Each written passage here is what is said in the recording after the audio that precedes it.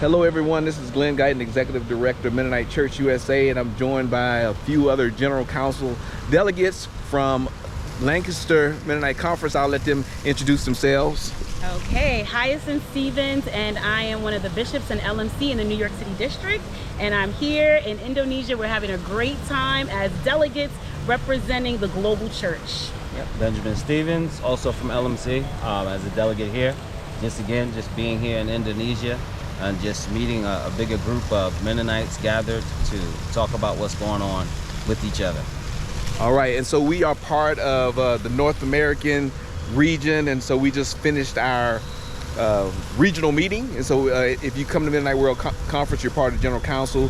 We separate in different groups, so Latin America meets, North America meets, so on and so on. And so we just had some discussions about some of the actions that they want us to discern together as General Council delegates. And so I don't know, what were you all's impressions of some of the important actions that we'll be talking about, and how does it affect you and your group?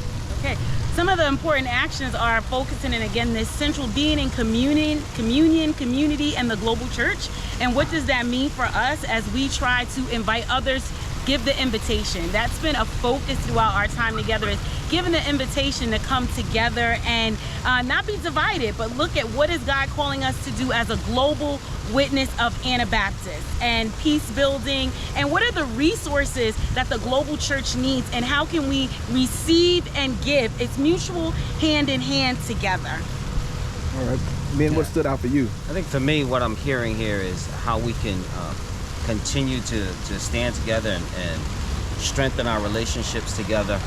Some of the things that are talked about really look towards our future. And I think it's important that as we look towards the future, we continue to look to how we can be sustainable and viable, but more important, how we can stand together also as one family of believing in God and going forward with that information. Yeah, and I think that's an important piece, and we know you all are from LMC and I'm Mennonite Church USA, but we've known each other for a long time, right? And we're still family, right? That's right. We may have some different networks or denominational structures that we are accountable to, but just being here just helps you understand that we are part of something bigger. That's right. Yeah, and I think that we recognize, and I heard you say this, the smallness of our individual congregations and denominations and networks when you come to a place like this. Yeah. So how do we resource each other and equip one another? We may not agree on everything, but we're still partners in it. Right? We're still partners. We're partners in the kingdom work. Yes, right. yes.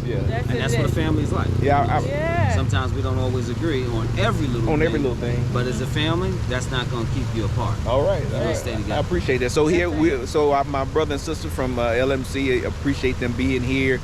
We actually did talk about some issues. We're going over budgets and funding. Right. So this is some of the technical stuff that we're doing. Budgets and funding. We appointed some new representatives for North America. We also discussed maybe a name change for Mennonite World Conference. What do y'all think about the name change? Yeah, it's interesting. It's interesting. When we looked at, I think the new name change would just add something a little bit more, but still focusing on communion, which is the togetherness. Yeah. So it's I think this is a proposal. Anabaptist Mennonite World Communion. Communion. So that's the big term, communion. So you all think about that. You all are getting it early. I don't think it's a secret or anything. I don't think it's a secret.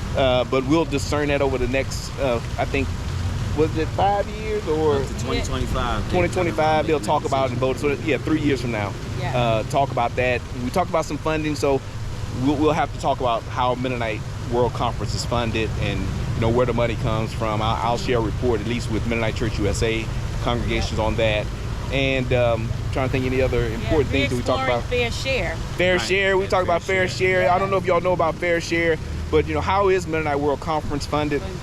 And I want you, if you're from LMC, you watching this, if you're from Mennonite Church USA, make sure you're helping to fund the work of our individual denominations and groups. We need funding. We need to support our work here at home, but we also want to be generous with the global church. But I believe that God will provide, but we have to work through those things. There are certain requests that Mennonite World Conference has for us that we had to discuss, and really ask some tough questions about the role and function of Mennonite World Conference. You know, how we're going to relate to each other when churches may leave and go from one denomination to another. I think we've kind of worked through some of those things with our various groups, but that's something that impacts us globally. So some of the issues and challenges that we think we're only facing in our little small part of the globe, they're happening all over the world.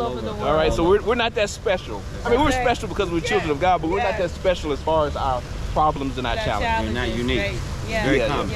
Yep. So we just wanted to give you all an update and also show you, you know, our part of our North American contingent and how we're working together. We're in conversation, we're talking, we're fellowshipping, we're eating together, and we're having a good time as part of this global body. So thank you all for joining us, and see you all later. See you later.